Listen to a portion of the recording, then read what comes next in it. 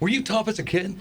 No. Really? I've always been. No, I guess I've been pretty tough. I've always been really good at getting beat up. I always take a whooping and come right back. Were you talking a lot to the older kids when you were young? No, I never. What's funny is I always wanted to be a fighter, but never had a desire to get in fights outside the cage. I just always wanted to.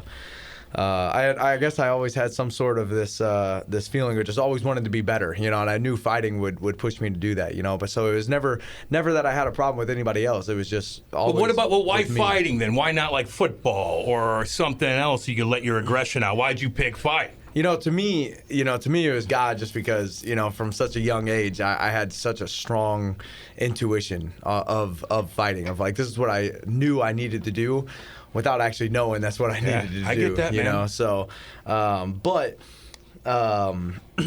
yeah, I think I really lucked out with that, with fighting, because I think that something drew me to it because of the individuality of it. There was no there's no hiding behind anybody else. It's like you are 100% responsible for everything that happens, your wins, your losses, anything and everything. And I think that's true with life. So I get that, man. Mm-hmm. I get that. So Jimmy, you're in the UFC, which is the highest level, but there's MMA, different groups all over that. How did you first get into MMA?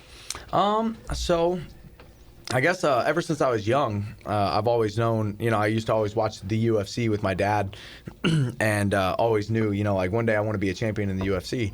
And so there's all kinds of, smaller organizations, like you were saying, different MMA organizations. So I started just wrestling, actually. My dad being a slightly knowledgeable MMA fan, he was like, well, I want you to have some sort of a background before you just jump into MMA. Yeah. And we'll see if you actually want to do this stuff anyways. And so I had to wait until seventh grade. Then my school started offering wrestling. So wrestled 7th and 8th grade year and did fairly well. My dad was like, all right, Get that confidence, baby. Yeah, damn right. Seems like you really want to do this, so we'll find you a gym. And after that, we found a little gym called Han MMA right around the corner, not too far away, and started training there. And it was a wrap ever since. They found me some fights, and that's how it pretty much just got started. So Evan, tell us what it's like growing up where the UFC has been pretty dang big the last 15, 20 years. Yeah. I'm 40, and I feel like growing up, it wasn't that big of a thing. You had Gracie for a while. It was kind of early, and you had Ken Shamrock, and it was big dudes fighting little dudes, and it was different. But, we kind of focused on baseball or football. But I feel like for somebody who's 25, the UFC's been a big deal as you were growing up. Yeah, man. It's really cool to me that even in my lifetime, I've really seen the UFC evolve, and it's such a, I really feel like we're still in the dark ages of the sport, like comparatively to, every other major sport, baseball, football, soccer, everything. It's a baby, so we're still, it's still figuring itself out, I think, and I think it'll continue to evolve. And, but it has been really cool, just growing up, seeing it evolve just since my lifetime. And but it's been, I'm very blessed that it was around for me to even have an idea of like that's what I wanted to do, because I know a lot of martial artists that were exactly that, just martial artists in their own individual discipline. They'll either train and that's how the UFC used to be. It was almost like a battle of my discipline against your discipline. It was a wrestler versus a boxer, or a Taekwondo practitioner versus an Aikido guy, So it was basically just trying to show, my discipline is better than yours.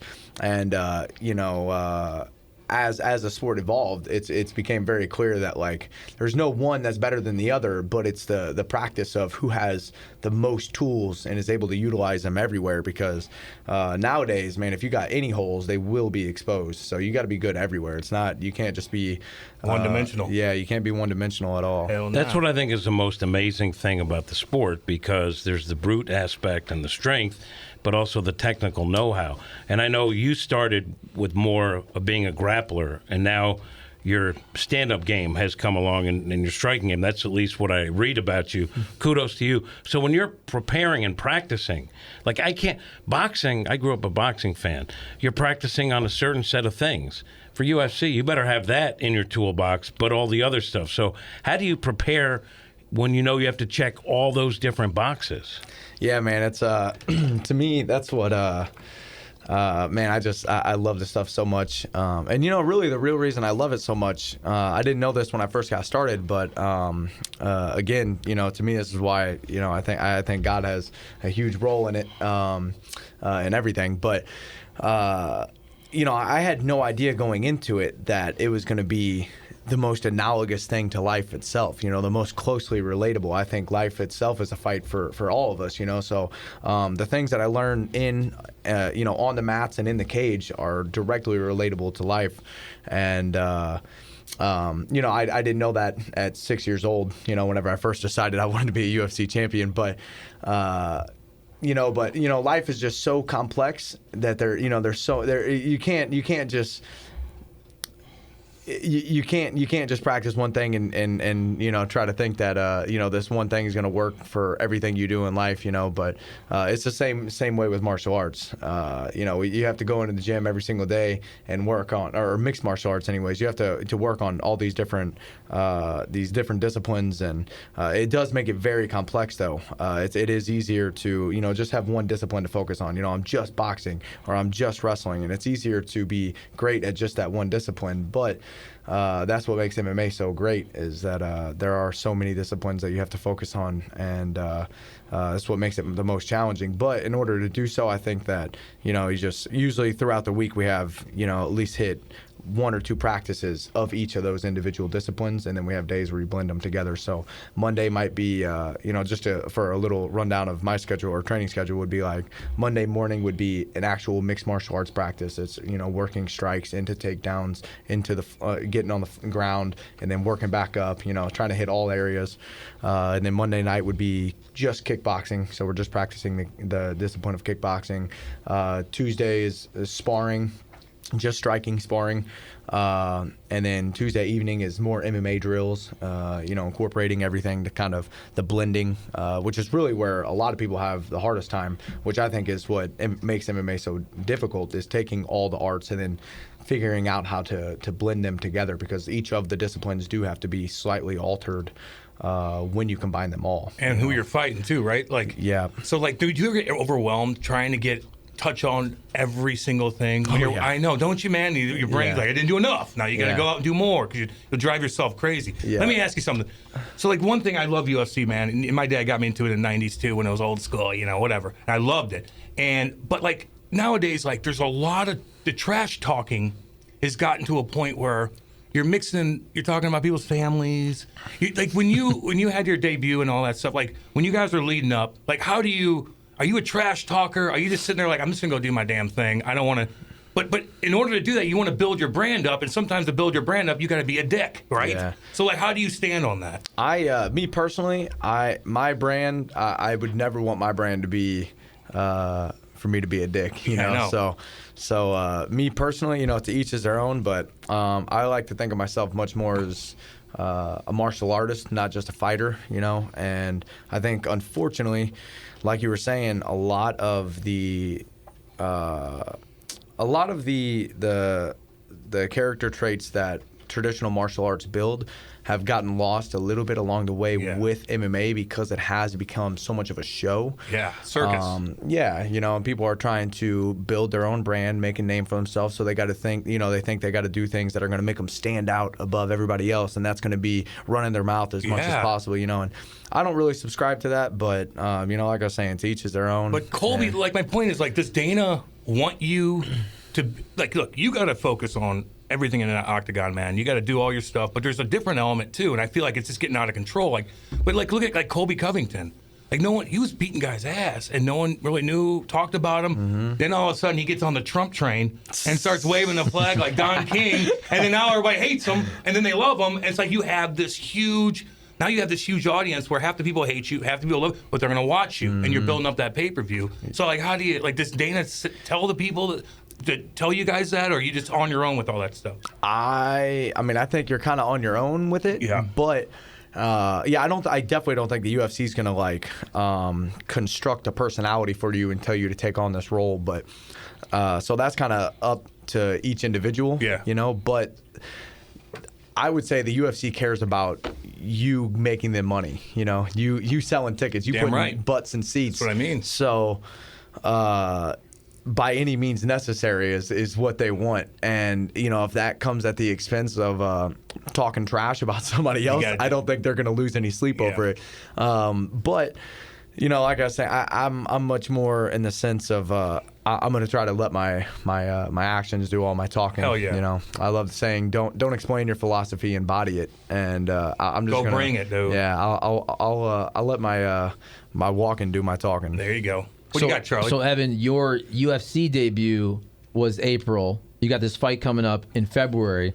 Do you feel like now this is potentially your time to really kind of make a name for yourself as you're getting these opportunities? Oh yeah, absolutely, man. I'm just so incredibly humbled and thankful and just blessed to have these opportunities, man. Seriously, it's a dream come true, and you know, I know that just even being here is such an amazing opportunity. So I plan on taking full advantage and trying to, you know, make the most of them. And I am very excited for this next one. I got a, you know, very tough opponent, as, you know, anybody will be in the UFC. Oh, the yeah. UFC is the UFC for a reason, man. So there's not a person in there that's doesn't belong there, you know. So I'm very excited to get to fight a really formidable opponent and really have an opportunity to showcase my skills. I think that my last fight, with it being short notice, no excuses, man. And again, this is why gonna happen. I love this. Yeah. That's why I love this sport, man. I don't care if I freaking got my head beat in or not, man. That's exactly why I love this sport, is because it doesn't matter. It doesn't matter if it was short notice, up a weight class, nothing like that. You know, it's like it's on you. You freaking get in there and you either do or you don't. And that night I didn't. So, but anyways, this will be hopefully significantly better than the last one. You know, knowing a little bit more what to expect, and not to let the nerves get me so much. You know, I was so excited and so happy and so nervous, so scared, so everything. You know, everything. All my emotions were through the roof for that. You know, it was a dream come true on just a couple days' notice, and couple days? yeah, about 4 days. Oh, 4 days I was notice, talking about like a month. Yeah, A couple damn days. Yeah, but Split Wait, decision, we too? should hit on this What? though, because you were not supposed to even fight on this stage, right? Like, this was a huge a couple opportunity. days. So you tell folks where you were, like, you were slated to fight, and then this opportunity came about. yeah, I was scheduled to fight a couple weeks after when I did fight. So I had a fight coming up a couple weeks away, and it was just on the regional scene for a show called FAC out in Kansas City. And, you know, I was hoping that this would be the last fight before the UFC. And, you know, what's funny is actually leading up into this fight, I was going to fight a former UFC fighter. It was for a regional title on UFC Fight Pass, you know. So if I would have won, I would have been 8-0.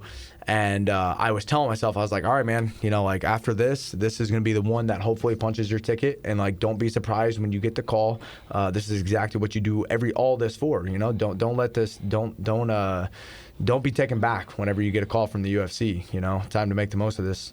And then I got the call from the UFC a lot sooner than I expected, and I totally didn't do everything I just said. I was like, I let it get the best of me. I was super excited, you know, and you know, all my emotions were through the roof. And but it is what it is. And man. you fought a guy. You went up a division to fight this guy. Yeah. I you know, it was just No, but when the call comes, you got to You gotta go, no, baby. Absolutely, man. And like I was saying, this is why I love fighting, is because I think it's life, man. This is you know, fighting is life segmented into 5-minute dude. rounds, man. And it's like, you get an amazing opportunity in life, man. You gotta take the chance. It doesn't matter whether you come up short or not.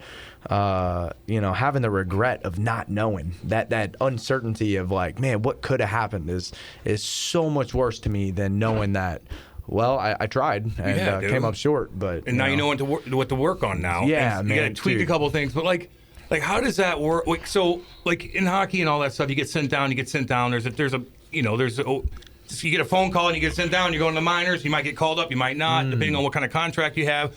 But like for you, like how does that work? Do they, if you lose a couple, you sign you sign fights, like 3 fights or whatever, right?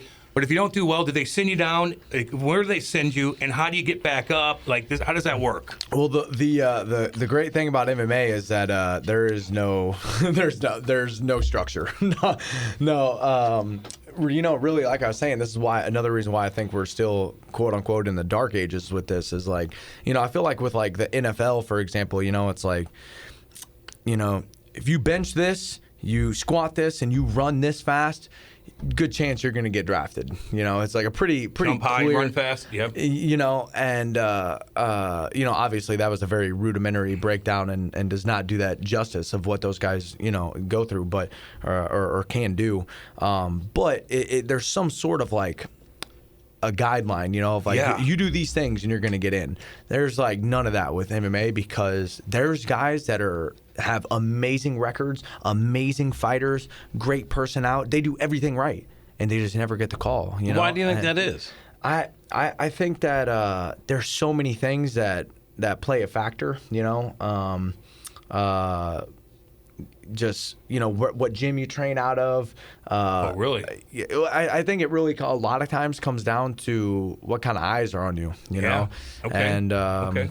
Which really sucks, man, because but that's also part of life as well. It's like I know some amazing people that work super hard and do everything right, and it doesn't ever seem like they got the same opportunities that some other people did that might not have worked as hard as they do. But I really think that just like in fighting and in life, you just you don't really bank on the opportunity or luck per se. It's just a matter of keep your head down and just work as hard as you possibly can and do everything right. That way, if an opportunity does present itself, you can take it. But yeah, I think that. There's just so many factors, that it's hard to say. Weird, yeah. It's hard to confusing. say. It's hard to say exactly what would get somebody or cause somebody not to make it. Yeah.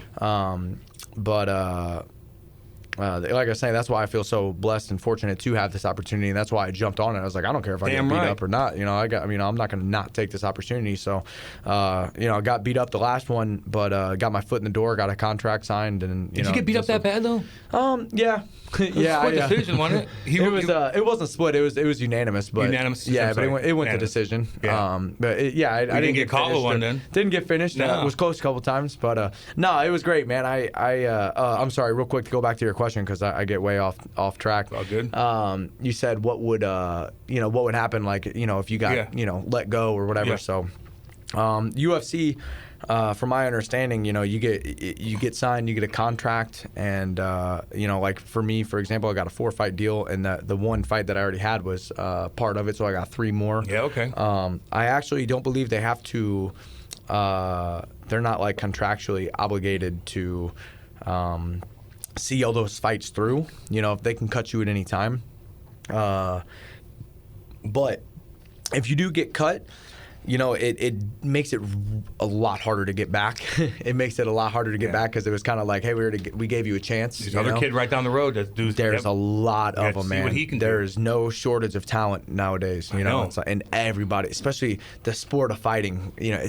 Dude, people are hungry, man. Like people Packed every night. want People this. love the UFC, man. Yeah, they do. I think it's one of the most. It's in our DNA, man. We're fighters. Especially out in Hillsboro, baby. Hey. All the tough boys come out of Hillsboro. Let's go. What were you gonna say, Charlie? So when you take that fight 4 days out, does the UFC say to you even before that, hey, we know we're basically putting you in a tough spot. I mean, it's an opportunity, but we'll take care of you after the fact and maybe give you another shot. And you're getting one. Then I would think your opponent. I mean, he's trying to beat you up, but I would think an opponent would really respect that a dude's going to step up in 4 days and basically take that fight. Mm-hmm.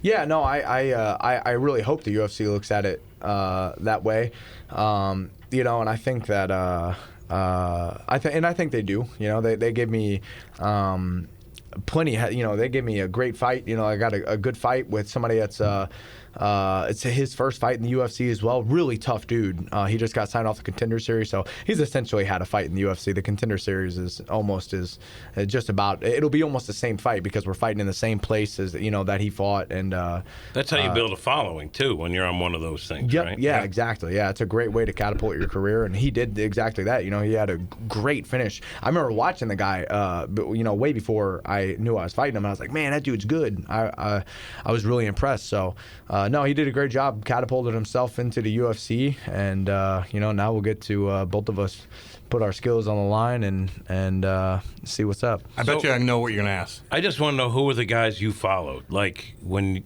you were getting into this and figuring out that's what you want to do, who were the guys that inspired you? What are the names? Man, I got so many of them, but literally almost everybody. I think I can take inspiration from anybody great at anything they do, not even just in fighting, man. I really I think that's the most beautiful thing of life is seeing the how everything plays together. One of my favorite quotes is, the essence of wisdom is to see the connectiveness in all things. Well, let me write that down real quick. What did you say? The essence of wisdom. Can you dumb it down for this show, please? He's saying some big words in this interview. It's getting confusing. No. But the essence of wisdom is to see the connectiveness in all things. Basically, just saying,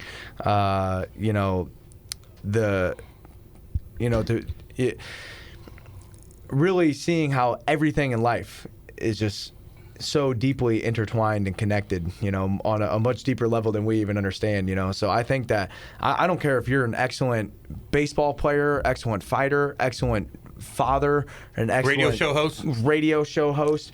It just excellence in general. There's something to be said about it, and you can take things from any of those people and apply them to what you do. And so I've gotten a lot of inspiration from tons of people, but fighters specifically that I looked up to a ton. Just going back, the first thing that came to my mind was Forrest Griffin and Stephen Bonner. That fight, remember that? That one really did it for me. It did it for a lot of people. It did it for the sport because it really saved it. They were kind of going downhill before that fight, and they got a ton of people. Because Ultimate of that Fighting Championship. They did the Ultimate Fighting Championship. Or the what's that called? The Tough Man show. The Ultimate, the Ultimate Fighter, and. Yeah, man, they Forrest Griffin and Stephen Bonner really stepped up to the plate and, beat the piss out of each other, toe to toe for 3 rounds, whatever it was. 3-5. Toe to toe. Yeah, and he was a fireman too, Forrest, wasn't he? Oh yeah, dude, man. I mean, there's so many guys that work full-time jobs that are competing at the highest level, and work full-time jobs. It's crazy. But to me, my all-time favorite probably always will be is George St. Pierre. Not only was he a true martial artist in the sense of always was respectful and humbled and disciplined, but to me, he was the most cerebral fighter there's almost ever been. Just how far ahead he was of everybody else because of the way he thought. He put so much effort into thinking, and. I believe Henry Ford said that thinking is the hardest work, and that's why so few people do it. And I got to write that down again. Was that Henry Ford? I believe it was. I could be making that up. CTE is a hell of a drug. I hear you, buddy. But, I get you. Shouldn't laugh at that. No, I know. Why are you laughing at that? But I really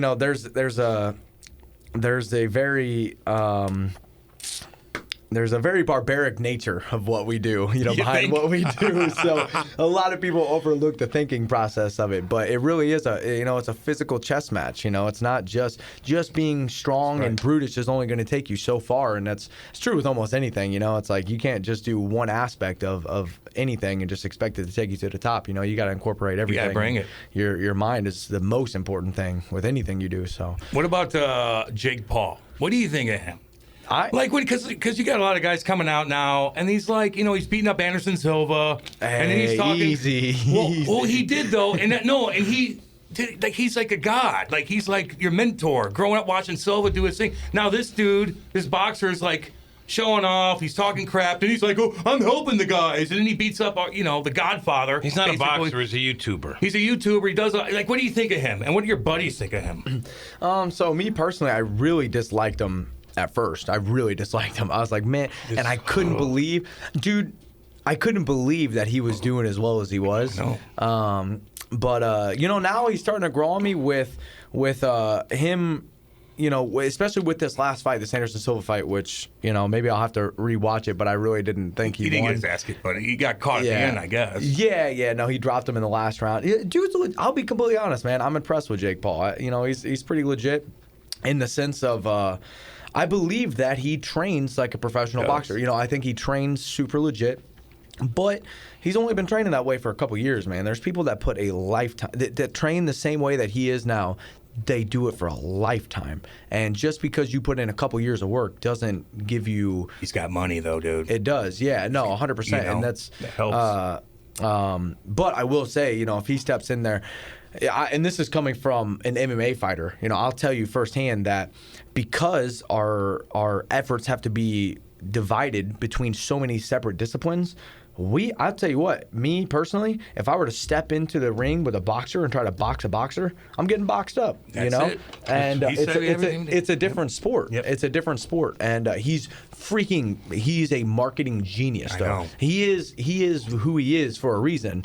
And he's making such smart moves, fighting these well-known ex-MMA fighters because they already have a big name, and they're not boxers. I know. He's like, let me do something that is relatable. It's like almost like challenging a professional tennis player to a table tennis match. Yeah. And it's like, and then Right. That's why I see the difference. I know. And I want to see him fight a boxer, not a 50-year-old boxer, not a guy who doesn't want to get hurt. Even Tommy Fury, the guy whose name is out there.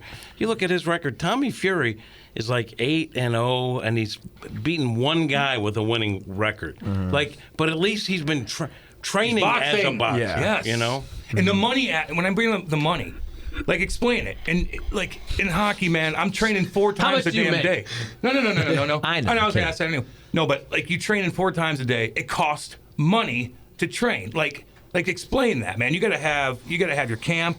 You gotta have all these different gyms. You're doing this. You gotta probably get massages. You gotta do this, do that. I mean, it's a lot of coin to get the next level throughout training, right? Yeah, man. I'll be honest. I'm a big quote guy, I guess. I love it. Quote, give me another one. Success is really easy. It just takes everything you've got. Yeah. And it's so true, man. Especially in sports. You're broke until you're not. And I'm still in the you're broke part. Yeah. But You're spending all your money on training, probably, and food 100%, and man. everything. I think about this in general now, in the sense of fighting is so much bigger than just fighting to me. As you can probably tell, I'm big on I want to be a competitor in life, dude. not just fighting. And but because of that, you just invest everything into yourself, every single thing you got, because if you're not, there's somebody that is, and you're gonna see the difference when you step in the cage with them, because when that cage door closes, man, it's the truth. Woo. It's the truth. It doesn't matter how much money you got. It doesn't matter where you came from. It doesn't matter anything. And that's why there's so many savages that came from nothing. Yeah, man. Because when that cage door closes, man, when you step on the mats, no matter what, it doesn't matter what you do for it doesn't matter what you do for a job outside of there. It doesn't matter how much money you got. It doesn't matter, how honestly, it doesn't even matter sometimes how hard you tried. Maybe you did everything right and you just get caught. There's just more it's the skilled than truth, you. man. Yeah. There's a lot that goes into it, dude. There's a lot. Are you a health nut? Yeah, now I definitely am. Yeah. I used to not be. I used costs to. money. Yeah, it sure does, man. I'll tell you what, that's something I take super seriously, and I spend all of my money on now, basically, is eating right. And, not to be, I don't want to get too far down the rabbit hole or nothing, or be too big of a conspiracy theorist, but man. We love a good conspiracy on this show. Hey, listen, we can get down in this hole then, because I'm big on it. But man, it breaks my heart, whether it's with ill intentions or just completely money driven. There's some really terrible things that are legally allowed in our food that we eat, and and like I was saying, I think that we're knowingly neglected information and education on nutrition and taking care of ourselves. Because if we actually knew and learned what we're eating and realized, give me an example. Dude, just everything. I mean, seed oils are probably the number one. Seed oil. They're in absolutely everything, and it's like freaking drinking motor oil. And but it's stuff that it's stuff that's gonna be it's not like you're drinking rat poison where it's going to kill you right away. You know, it slows you down. Yeah, man. It's just it's slowly but surely eating away at your immune system, and you end up looking like me. Yeah, Hey, so crushing beer all day is not a good. Is that frowned upon? Crushing booze all day? Hey, listen, Light man, beer. to each is their own. Light beer. To each is their own. Hey, there's no seed oil in Busch Light. There you go. Heck yeah. They drink Busch Light out in Hillsboro too, listen. baby. I'll tell you that right now. What were we gonna say, Charlie? Well, do you think, and I don't have the numbers on this, but just being here for about 15 years and covering a lot of sports, it seems like the St. Louis area, if you draw the hour and you go to South County and you go to the Illinois side, it seems like there's a good amount of successful MMA guys. Am I right on that? And why do you think that is? Is it something about the Midwest, or maybe folks wrestle around here, or the weather, or just the toughness? Is there something around here that makes good MMA fighters? You know, I think that I wouldn't say that there's a lot of really good MMA fighters from all places, you know, from everywhere. I will say personally, I think that you know, being in the cold, being on the farm, you know, waking up and doing work that you probably don't want to, your dad was making you do since you're young, and like just I guess the mentality that it builds, there's definitely something to be said about it. You know, just wake up and get to work. You know, like Blue collar, baby. Yeah, blue collar, man. And you know, like the farm don't care about the horses don't care about what if you don't feel like feeding them. They just, you know, they need their straw. Right. You know, chickens aren't worried about, you know, how tired you are, or, you know, you didn't get a good night of sleep. They're like, I just need to be fed, you know, and it's like, wake up, do the work regardless of how you feel. And that's the only thing that matters. And I think that goes a really long way. You know, I think one of the amazing things about MMA, like you go back to the tough mans, and I think a lot of people saw that, and it was just whoever the toughest guy, biggest guy won. And I think folks that don't know about MMA or haven't watched UFC think it's really whoever's the biggest thug wins. To hear you speak, I think would give them a different idea about how there's so much of a mental game to this that It's so degrading. That's ridiculous. No, hear me out. Hey, you fell. Good Lord. Hear me out. I love it. Hear me out, because you talk about the complexities of what you have to do. This is not for dummies, right? I mean, because you could be a tough guy with physical gifts and still get crushed in the UFC ring because it takes a thinking man. It's a different game than what it used to be. Yep. That's my question, despite the chirping. No, I couldn't agree with you more, man. Hold on, let me ring the bell. Go ahead, for ring it for myself. yourself. Can you just disagree Bring it with him? for Can you just yourself. disagree with him, please? I can't disagree with that one, man. I can't, even if I'm trying to. No, I couldn't agree with it more, actually. And, you know, for me personally, you know, I'm a very firm believer that everything happens for a reason. I'm always where I'm supposed to be. So, you know, I've focused a lot lately on trying to educate myself, expand my vocabulary, be able to articulate myself a lot more clearly, and really relay a message, because I think it's really important to me, because I really do believe my purpose is to positively impact the world and other people's lives. So, you know, I think being able to talk well is really important to be able to do that. And that has not always been the case for me, though. All the way until I was about, you know, 21, 22 years old, I didn't give a crap about anything else. I really thought, you know, my only purpose was to be the best fighter I could be. I was like, I don't need to learn anything. Like, I'm just going to beat people up. Like, why would I need to freaking learn anything and be educated? You know, I'm going to have people to do that stuff for me. And, you know, that's the furthest thing from the truth. And once I started focusing on, you know, so what really happened, I guess, is my purpose shifted from being the best fighter I could be to just being the best person I can be. And I realized that there's a lot more that comes with that than just fighting, you know? So I realized that I neglected being, you know, trying to educate myself and really use my mind for a long time. So, you know, I've tried to put a lot of emphasis on that lately. And man, it has paid off so much. Even, you know, I was doing it mostly for reasons outside of the cage. And then I realized, oh, wow, this is directly translatable to in the cage, because I'm able to think so much more clearly and you know, just much more critical thinking. There's so much more thinking that goes on in the cage than what you would seem, or what it would seem.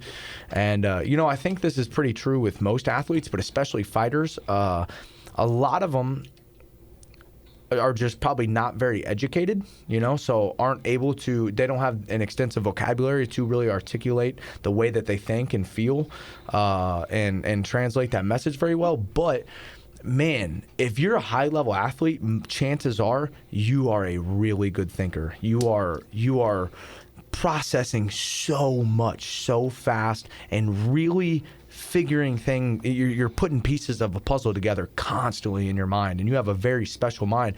But like I was saying, a lot of them aren't educated to where they could relay information or the way that they're feeling very well, to where it seems like there's not much going on up there, So it's like you're hearing them talk, and you're like, oh, this guy's a dummy, But it's not that he's dumb; he's just not educated. And you could be a genius in your own sport, which we've seen like Nate plenty Diaz. of. You're not dumb, because you can figure things out that no one else can, but you don't maybe explain it the way that that other people can absorb. Yeah, exactly. And getting rocked and thinking at the same time is a skill in itself. It is. I mean, trust me on that. What do you got, Charlie? So let me ask you this, and it may be a dumb question, but Probably because is. No dumb question. Please disagree with him. No dumb question. you seem to be, obviously, you're a big picture thinker. You're into nutrition, and it seems like philosophy and all that. So, but you know the game that when you're fighting and you're going to have a successful career, but it may end when you're 35. So have you already thought about what you want to do after fighting? I know you're right in the game now, but it seems like you're a person that has a lot of different interests. Yeah, man. I'm like I was saying, I really can't say enough just how grateful and blessed I am. Truly amazing the way that my life has played out just even this far. But I think God has had his hand in it the whole time, and it is incredible for me to, like I was saying, ever since I was young, I've always wanted to be a champion in the UFC. I had some sort of goal, some sort of structure. I just had a goal to aim for. And that's, looking back now, I'm like, wow, I had no idea how important that was. Always have something to be striving for. Ever since I was little, just had me progressing in some form or fashion since I was young, And when my purpose shifted from being the best fighter I could be to being the best person I could be, that passion that I had for fighting translated to just life in general. And I'm just incredibly passionate about a lot of things, that's the way I feel anyways. And I have a lot of plans, a lot of stuff I would love to do. I have to focus and take advantage of the time I have now, because unfortunately, especially with MMA, it's or most athletic endeavors, your peak athletic prime, I guess, is a pretty short window. So I need to buckle down and focus on this for right now. But I've always had intentions of being the best coach I could be. So I would love to have a gym of my own one day, be able to train people. Yeah, dude. Out in Hillsboro? Dude, I've actually always said, I was like, man, one day I'm gonna bring the biggest gym in the world right here where I'm from, because that way people like me don't have to travel to each coast. Get on the good old tough boys out there, man. Yeah. Out there, go to Finney's. Yeah, but don't let Charlie distract you. You don't let Charlie You distract have some in front of you that you got to take care of. Yes. And guys like Charlie will distract you and take you off. That's what he's trying to do to you. Yep. He's trying to. Hey, by the way, if you keep educating yourself, you might get to a job on AM radio. I don't know. You keep working hard. Yeah, Evan, keep it's working funny hard. that this crew asked you, about people not being able to articulate their thoughts. We have a cut here from Jimmy the other day. I'd like you to hear this, because this is what we do on the radio here. Here you go. No, you could. Would they look? If they write it, you should read it. Now, if you didn't hear, I'll just play it one more time for it. There's a lot of chaos. You keep working hard. Here we go. You could. Would they look? If they write it, you should read it. Now I understand. Nate is coming after. my We might God. have a UFC fight in here. God. Well, because he wants Bellinger, and he knew he made an awful hot take. Hey, I agree with him on that. But here's the point: is that we all have our battles, and when I get chirped like that, I use it as inspiration to be better. Yes, to be better. I don't mind be it. better. Play it again, Nate. I don't care, because it makes me a better broadcaster. Hey, we all got those. One last time for those in the back. You could. Would they look? If they write it, you should read it. A little put At there. At the end, I helped out, though. I said, Yes, you did. I helped out. I said, what'd they say? I could hang my head in shame, but instead I hold my head high, knowing that will make me better. 100%. But we 100%. also a lot of times are working on 2-3 hours sleep, and it's amazing that we could sling a sentence together I know. at all. So, when I hear you talk, I'm being serious here, and that's part of the reason I asked. Because a lot of these folks who are, MMA or athletes, and they get on social media and whatnot, like when you talk, I'm not just saying this to pump you up. Like some of your motivational quotes, I feel like they're the type of quotes you see if you go to YouTube or Facebook and you see folks who have that clip, 45-second, minute, like a really inspirational quote. And like when you're talking, that's what I'm thinking of. Like people would want to see that. And just you don't have a YouTube? No, not a YouTube. Got Instagram, Facebook. Yeah, I got you on there. I'm following you on that mode. Hey, thank you. I'll be creeping you out. Don't worry. This guy could hook up with YouTube. I agree with him. Yeah, but like you when pump me up. Oh, you're gonna be doing radio with us. And he inspires. I mean, he's got the quotes. He's like thinking big picture. It's like an organic way of thinking. I mean, I think it's really interesting. What kind of tat you got? What kind of tat? Take your shirt off real quick. Let me evaluate you. No. You got a picture. You got a picture right here. What do you got going there, dude? Damn, boy. It's all Greek gods and mythology and stuff. I thought I got a gladiator and a Colosseum on my chest. Oh, and then the girls like that. Helios, the god of the sun. Ooh. Luna, the goddess of the moon. Zeus, the king of the gods. And you're very spiritual. You kind of have to be, man. Yeah, when you have to grind it like that, and you have to go, you have to kind of get away from your own mind, dude. Or you'll drive yourself crazy. Like, what do you do when you're not fighting? Are you a fisherman? Did you grow up on a farm? Like, what are you doing out there, country boy? Honestly, I'm thank God I fight because this is about the only manly thing I do. I really don't hunt or fish or anything. I would love to. I haven't been super interested in it, my whole life. But especially now with the conversation we were having earlier about our food and stuff, I'm really interested in hunting and really wanting to So if you guys want to know, here's my big picture long term dream right now is having my own compound where.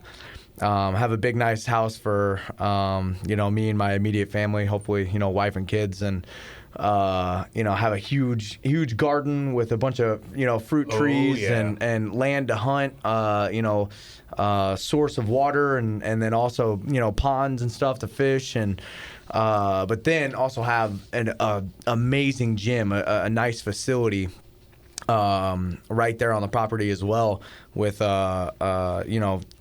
cage and mats and bags and strength and conditioning facility, everything I need to for anything training, and hopefully some dorms for people to come stay if they're traveling, and then also have another house or two on the property for coaches, my coaches and teammates that are going to live there with me to train. Better start knocking some cats out. Yeah, I know. I'm going to need a lot of 50K checks. I'm going to need a lot of bonuses, too.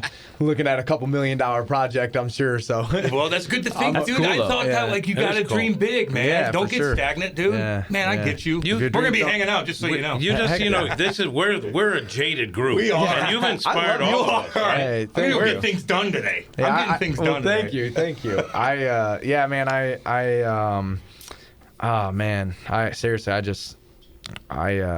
have a hard time even articulating it because I'll start getting emotional. But it's so insane to me, man, just seeing the way that my life has played out already and just how fortunate and blessed I am, dude, coming from, little Hillsboro, Missouri. Yeah. I love that. I love my town so much, man. And take so much pride, dude. I take so much pride, and I've gotten the chance to. Be several pretty big places now. Lived in California, lived in Florida, been around a lot of people and met some, incredible people, so many amazing people, and I love. There's so many people from my hometown that I'm just like so impressed with, and just fortunate to have been around and glad to have in my life. And but I think it's also exciting. It's cool to see. I'm from a town of like 1,800 people, and not much going on. You're and, the man, dude. No, they're gonna put a statue up there. No, it has nothing to do with that. But just showing, it doesn't matter. Not that I came from any horrible upbringing, and man, I've had the best life ever. And but I'm from the middle of nowhere. Ain't nothing going on. Yeah. Ain't nobody freaking. No one's helping you. No one's doing making it to the top of the game in anything. And but seriously, man, none of that stuff matters, dude. Everything's on you. And if you truly want something, no matter what the circumstances, no matter where you're at, no matter what you're surrounded by, no matter what your environment is, it's on you and it's up to you. And but especially nowadays with the all the information at our fingertips, you know, at our disposal.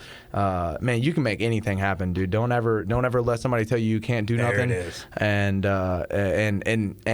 more than anything, you just have to believe in yourself. And seriously, anybody can do anything, man. I know it's a cliche, but you just got to if you're willing to put in the work, because that's what it's going to come down to. And it will take, just like I said earlier, you know, success is easy. It just takes everything you've got, man.